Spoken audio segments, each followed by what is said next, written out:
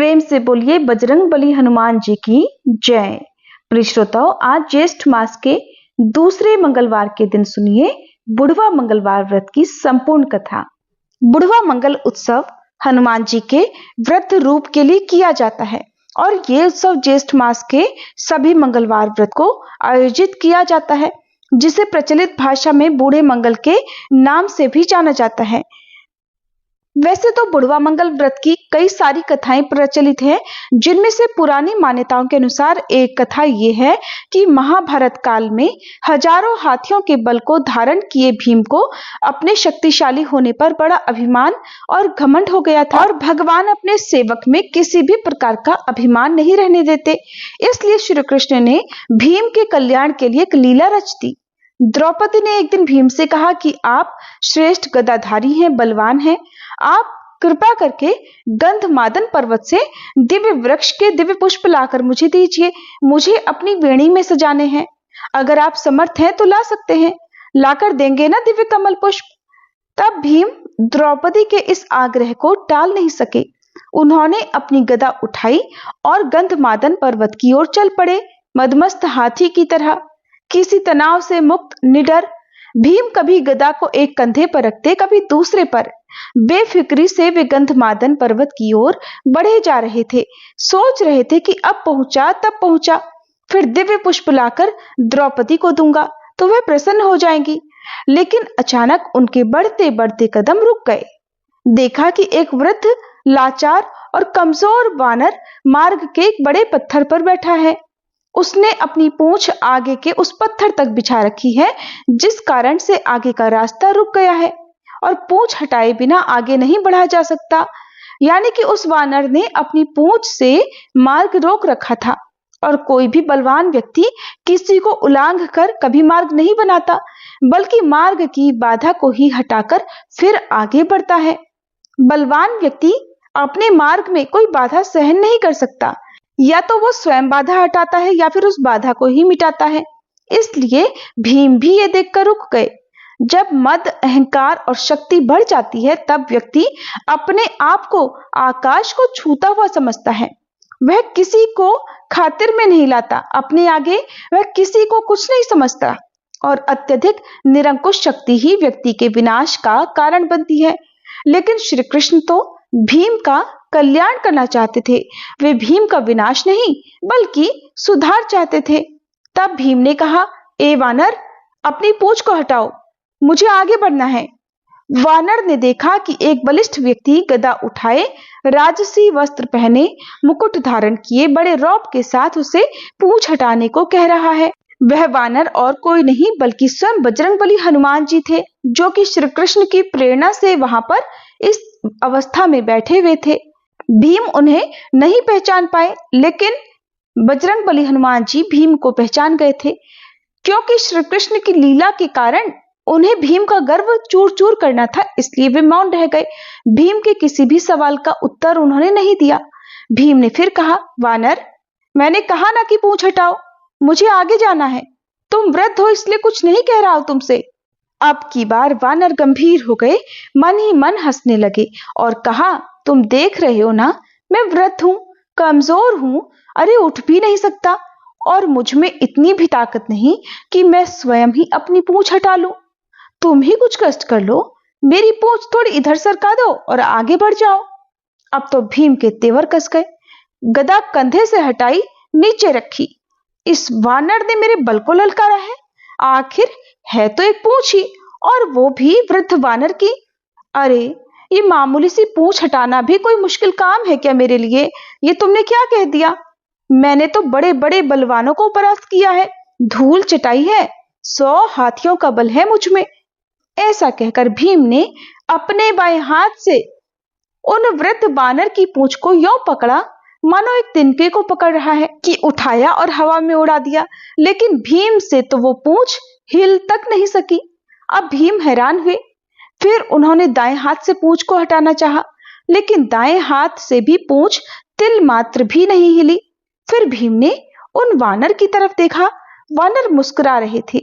ये देखकर भीम को क्रोध आ गया।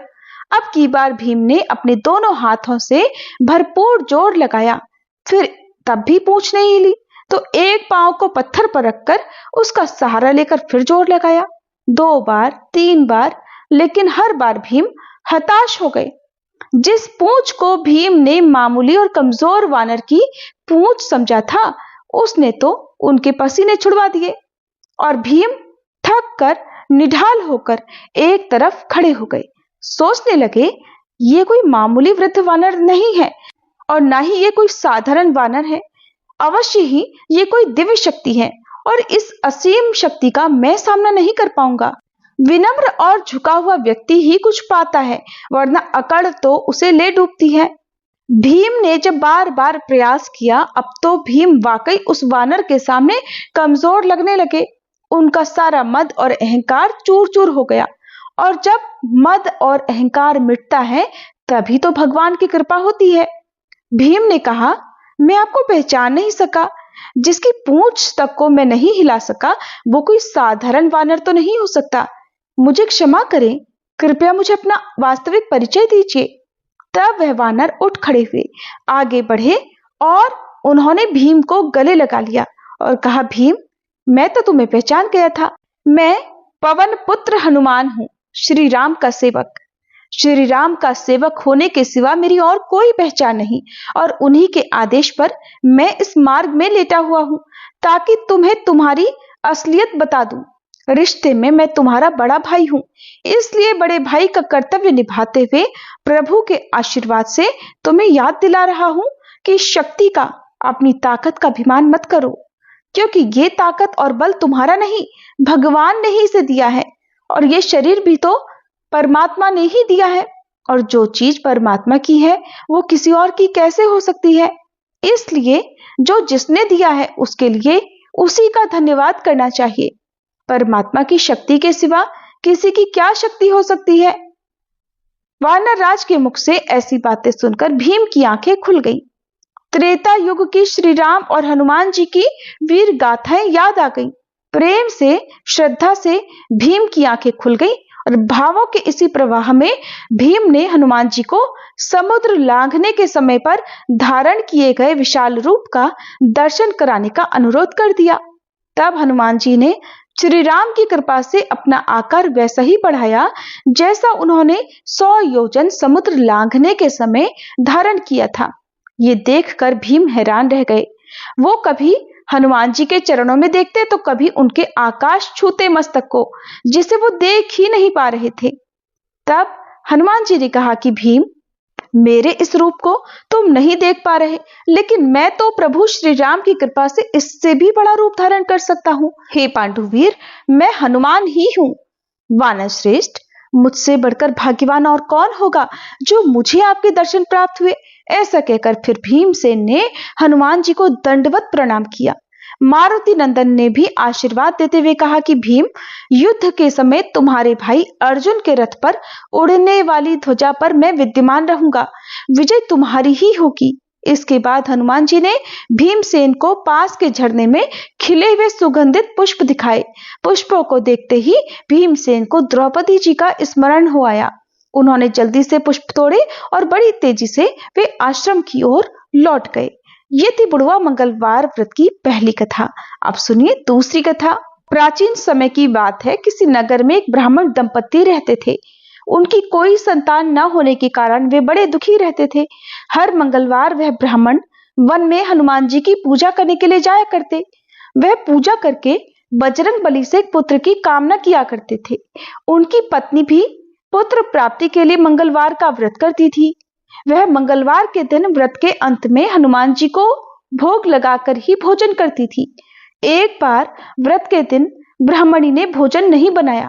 किसी कारण से उनके घर में अन्न नहीं जुट पाया, जिस कारण वे भगवान को भोग नहीं लगा पाई और न ही वे स्वयं भोजन ग्रहण कर पाई। तब उन्होंने प्रण किया कि वह अगले मंगलवार को हनुमान जी को भोग लगाकर ही भोजन करेगी। इस तरह भूखी प्यासी वह 6 दिन तक पड़ी रही। फिर मंगलवार के दिन वह मूर्छित हो गई। हनुमान जी उस ब्राह्मणी की श्रद्धा और भक्ति देखकर बड़े प्रसन्न हुए। उन्होंने आशीर्वाद स्वरूप ब्राह्मणी को एक पुत्र दिया और कहा कि ये तुम्हारी बहुत सेवा करेगा। बालक को पाकर ब्राह्मणी बहुत प्रसन्न हुई। उसने बालक का नाम मंगल रखा। कुछ समय के बाद जब वह ब्राह्मण घर आया तो उसने बालक को देखा और पूछा कि ये कौन है। तब पत्नी बोली कि मंगलवार व्रत से प्रसन्न होकर हनुमान जी ने उसे ये बालक दिया है। ये सुनकर ब्राह्मण को अपनी पत्नी की बात पर विश्वास नहीं हुआ और फिर एक दिन अवसर पाकर ब्राह्मण ने उस बालक को कुएं में गिरा दिया। घर लौटने पर ब्राह्मणी ने पूछा कि मंगल कहाँ है। तभी पीछे से मंगल मुस्कुराता हुआ आया। उसे वापस आया देखकर ब्राह्मण चौंक गया। उसी रात को बजरंगबली हनुमान जी ने ब्राह्मण को सपने में दर्शन दिए और बताया कि ये पुत्र उन्होंने ही दिया है। सच जानकर वह ब्राह्मण बड़ा प्रसन्न हुआ, जिसके बाद से ब्राह्मण दंपति नियमित रूप से मंगलवार व्रत रखने लगे।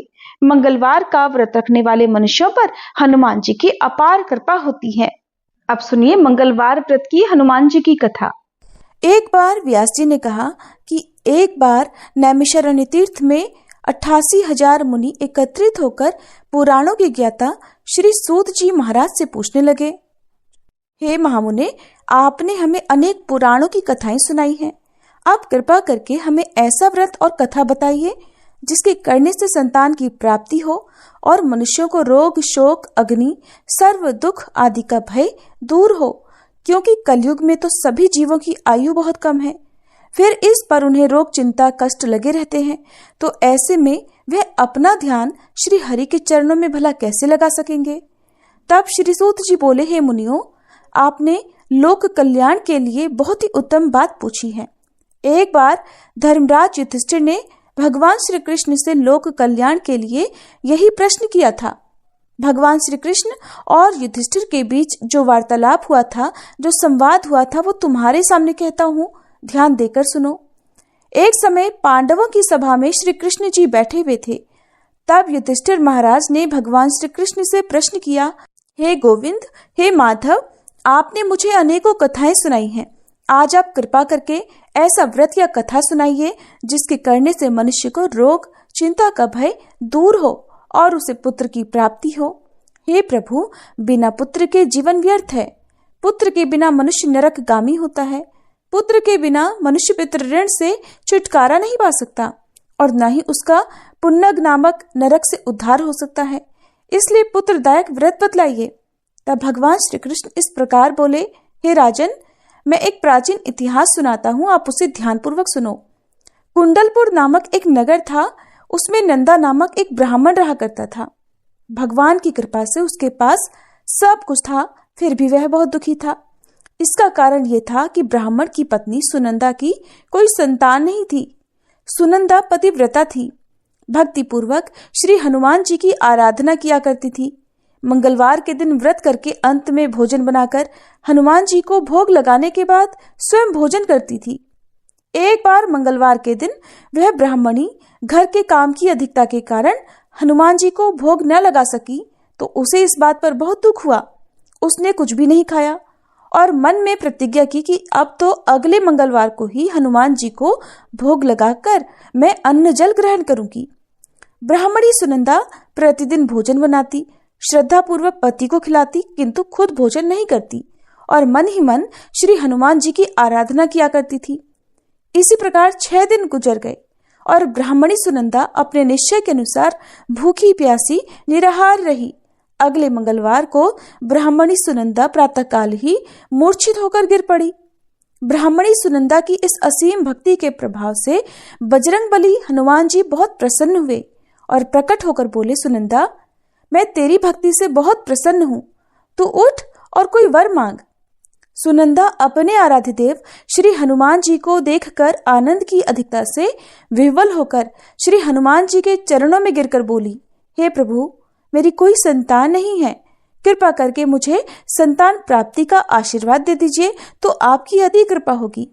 तब बजरंगबली जी बोले, तेरी इच्छा अवश्य पूर्ण होगी, तुझे एक कन्या पैदा होगी, उसके अष्टांग प्रतिदिन सोना दिया करेंगे।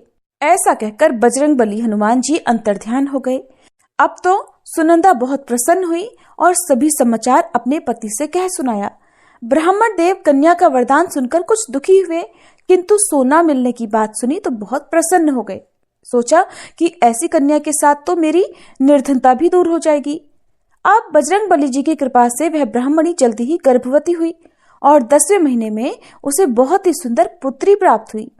वह पुत्री अपने पिता के घर में ठीक उसी तरह से बढ़ने लगी जिस प्रकार शुक्ल पक्ष का चंद्रमा बढ़ता है। 10वें दिन ब्राह्मण ने उस बालिका का नामकरण संस्कार कराया। उसके कुल पुरोहित ने उस बालिका का नाम रत्नावली रखा, क्योंकि यह कन्या सोना प्रदान किया करती थी। इस कन्या ने पूर्व जन्म में बड़े ही विधान से मंगलदेव का व्रत किया था। रत्नावली का अस्तांग बहुत सा सोना देता था। उस सोने से नंदा ब्राह्मण बहुत जल्दी धनवान हो गया। अब उनके पास बहुत सारा धन था, जिस कारण वह ब्राह्मणी भी अभिमान करने लगी। समय बीतता रहा। अब रत्नावली 10 वर्ष की हो चुकी थी। एक दिन जब नंदा ब्राह्मण बहुत प्रसन्न था, तब सुनंदा ने अपने पति से कहा कि मेरी पुत्री रत्नावली विवाह के योग्य हो गई है, अतः आप कोई सुंदर और योग्य वर देखकर इसका विवाह करा दीजिए। ये सुनकर ब्राह्मण बोला, अभी तो रत्नावली बहुत छोटी है। तब ब्राह्मणी बोली, शास्त्रों की आज्ञा है कि कन्या 8 वर्ष में गौरी, 9 वर्ष में राहिणी, 10वें वर्ष में कन्या, इसके बाद रजस्वला हो जाती है। गौरी के दान से पाताल लोक की प्राप्ति होती है, राहिणी के दान से वैकुंठ लोक की प्राप्ति होती है, कन्या के दान से इंद्र लोक में सुखों की प्राप्ति होती है। अगर हे पतिदेव रजस्वला का दान किया जाता है तो घोर नरक की प्राप्ति होती है। इस पर वह ब्राह्मण बोला कि अभी तो रत्नावली मात्र 10 ही वर्ष की है और मैंने तो 16-16 साल की कन्याओं के विवाह कराए हैं, अभी जल्दी क्या है। तब ब्राह्मणी सुनंदा कहने लगी, लगता है आपको बहुत अधिक लोभ हो गया है। शास्त्रों में कहा गया है कि माता पिता और बड़ा भाई रजस्वला कन्या को देखते हैं तो वह अवश्य ही नरकगामी होते हैं। तब ब्राह्मण बोला, अच्छी बात है, कल मैं अवश्य ही योग्य वर की तलाश में अपना दूत भेजूंगा। दूसरे दिन ब्राह्मण ने अपने दूत को बुलाया और आज्ञा दी कि जैसी सुंदर मेरी कन्या है वैसा ही सुंदर वर उसके लिए तलाश करो। अब वह दूत अपने स्वामी की आज्ञा पाकर निकल पड़ा। पंपई नगर में उसने एक सुंदर लड़के को देखा। ये बालक एक ब्राह्मण परिवार का बहुत गुणवान पुत्र था। इसका नाम था सोमेश्वर। दूत ने इस सुंदर और गुणवान ब्राह्मण पुत्र के बारे में अपने स्वामी को पूरा परिचय दिया। ब्राह्मण नंदा को भी सोमेश्वर अच्छा लगा और फिर शुभ मुहूर्त में विधि पूर्वक कन्यादान करके ब्राह्मण ब्राह्मणी संतुष्ट हुए। परंतु ब्राह्मण के मन में तो लोभ समाया हुआ था। उसने कन्यादान तो कर दिया था, लेकिन वह बहुत ज्यादा बेचैन था। उसने सोचा कि रत्नावली तो अब चली जाएगी और मुझे इससे जो सोना मिलता था वो अब नहीं मिलेगा। मेरे पास जो धन था कुछ तो इसके विवाह में खर्च हो गया और जो बचा हुआ है वो भी कुछ दिनों के बाद समाप्त हो जाएगा। मैंने तो इसका विवाह करके बहुत बड़ी भूल कर दी है। अब कोई ऐसा उपाय हो कि रत्नावली मेरे घर में ही बनी रहे, अपनी ससुराल न जाए। लोभ रूपी राक्षस ब्राह्मण के मस्तिष्क पर छाता जा रहा था। रात भर वह अपने बिस्तर पर बेचैनी से करवटें बदलते बदलते बेचैन रहा और उसने एक बहुत ही क्रूर निर्णय लिया। उसने विचार किया कि जब रत्नावली को लेकर उसका पति सोमेश्वर अपने घर जाएगा तो वह रास्ते में छुपकर सोमेश्वर का वध कर डालेगा और अपनी लड़की को अपने घर ले आएगा, जिससे नियमित रूप से उसे सोना भी मिलता रहेगा और समाज का कोई भी मनुष्य उसे दोष भी नहीं दे सकेगा। प्रातः हुई तो नंदा और सुनंदा ने अपने जमाई तथा लड़की को बहुत सारा धन देकर विदा किया। सोमेश्वर अपनी पत्नी रत्नावली को लेकर ससुराल से अपने घर की तरफ चल दिया। ब्राह्मण नंदा महालोभ के वशीभूत होकर अपनी मति भ्रष्ट कर चुका था। पाप पुण्य का उसे कोई विचार ही नहीं रहा। अपने भयानक और क्रूर निर्णय को अंजाम देने के लिए उसने अपने दूत को मार्ग में अपने जमाई का वध करने के लिए भेज दिया था, ताकि रत्नावली से मिलने वाला सोना उसे हमेशा प्राप्त होता रहे और वो कभी निर्धन न हो सके। ब्राह्मण के दूत ने अपने स्वामी की आज्ञा का पालन करते हुए उसके जमाई सोमेश्वर का मार्ग में ही वध कर दिया। समाचार मिलने पर ब्राह्मण नंदा मार्ग में पहुंचा और रोती हुई अपनी पुत्री रत्नावली से बोला, हे पुत्री, मार्ग में लुटेरों ने तेरे पति का वध कर दिया है। भगवान की इच्छा के आगे किसी का कोई वश नहीं चलता। अब तू घर चल, वहां पर ही रहकर शेष जीवन बिताना। जो भाग्य में लिखा है वही होगा। अपने पति की अकाल मृत्यु से रत्नावली बहुत दुखी हुई। करुण क्रंदन और रोते हुए वह अपने पिता से कहने लगी कि हे पिताजी, इस संसार में जिस स्त्री का पति नहीं है उसका तो जीना व्यर्थ है। मैं अपने पति के साथ ही अपने शरीर को जला दूंगी और सती होकर अपने इस जन्म को, माता पिता के नाम को और सास ससुर के यश को सार्थक करूंगी। ब्राह्मण नंदा अपनी पुत्री रत्नावली के वचनों को सुनकर बहुत दुखी हुआ। सोचने लगा, मैंने तो व्यर्थ ही जमाई वध का पाप अपने सिर ले लिया। रत्नावली तो उसके पीछे अपने प्राण तक देने को तैयार है। मेरा तो दोनों तरफ से मरण हो गया। धन तो अब मिलेगा नहीं, जमाई वध के पाप के फलस्वरूप अब यम यातना भी भुगतनी पड़ेगी। यह सोचकर वह बहुत खिन्न हो गया। सोमेश्वर की चिता बनाई गई। रत्नावली सती होने की इच्छा से अपने पति का सिर अपनी गोद में रखकर चिता में बैठ गई। जैसे ही सोमेश्वर की चिता को अग्नि लगाई गई, वैसे ही प्रसन्न होकर मंगलदेव वहां प्रकट हुए और बोले, हे रत्नावली, मैं तेरी पति भक्ति से बहुत प्रसन्न हूं, तू वर मांग। रत्नावली ने अपने पति का जीवन दान मांग लिया। तब मंगलदेव बोले, रत्नावली, तेरा पति अजर अमर है, ये महाविद्वान भी होगा और इसके अलावा तेरी जो इच्छा हो वो वर मांग। तब रत्नावली बोली, हे ग्रहों के स्वामी, यदि आप मुझ पर प्रसन्न हैं तो मुझे ये वरदान दीजिए कि जो भी मनुष्य मंगलवार के दिन प्रातःकाल लाल पुष्प, लाल चंदन से पूजा करके आपका स्मरण करे, उसे कोई रोग व्याधि न हो, स्वजनों का कभी वियोग न हो, सर्प, अग्नि और शत्रुओं का कोई भय न रहे, और जो स्त्री मंगलवार का ये व्रत करे वो कभी विधवा न हो। तब मंगलदेव तथास्तु कहकर वहीं अंतर्ध्यान हो गए। सोमेश्वर मंगलदेव की कृपा से जीवित हो उठा। अब रत्नावली अपने पति को पुनः प्राप्त कर बहुत प्रसन्न हुई और मंगलदेव का व्रत वह प्रत्येक मंगलवार को करके व्रतराज और मंगलदेव की कृपा से इस लोक में सुख ऐश्वर्य को भोगते हुए अंत में अपने पिता के साथ स्वर्ग लोक को गई। ये थी बुढ़वा मंगलवार व्रत की कथाएं। एक बार सभी प्रेम से बोलिए, सियापति रामचंद्र जी की जय, बजरंग बली हनुमान जी की जय।